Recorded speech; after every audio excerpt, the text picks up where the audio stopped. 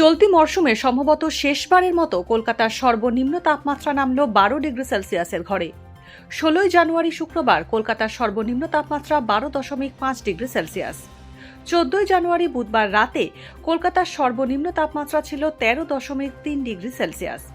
15 জানুয়ারি বৃহস্পতিবারের সর্বনিম্ন তাপমাত্রা ছিল 12.5 ডিগ্রি সেলসিয়াস, যা স্বাভাবিক তাপমাত্রার তুলনায় প্রায় 2 ডিগ্রি সেলসিয়াস কম।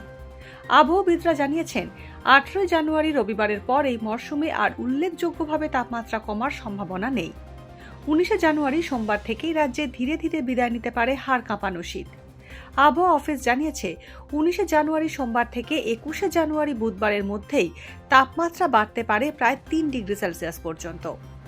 দক্ষিণবঙ্গে বিভিন্ন জেলায় ঘন কুয়াশার সম্ভাবনা থাকছে। উত্তরবঙ্গের একাধিক জেলায় ঘন কুয়াশার সতর্কতা রয়েছে। শনিবার ও রবিবার কুয়াশার দাপট বাড়তে পারে উত্তরবঙ্গে। দৃশ্যমানতাও নেমে আসতে পারে প্রায় 50 মিটারের কাছাকাছি।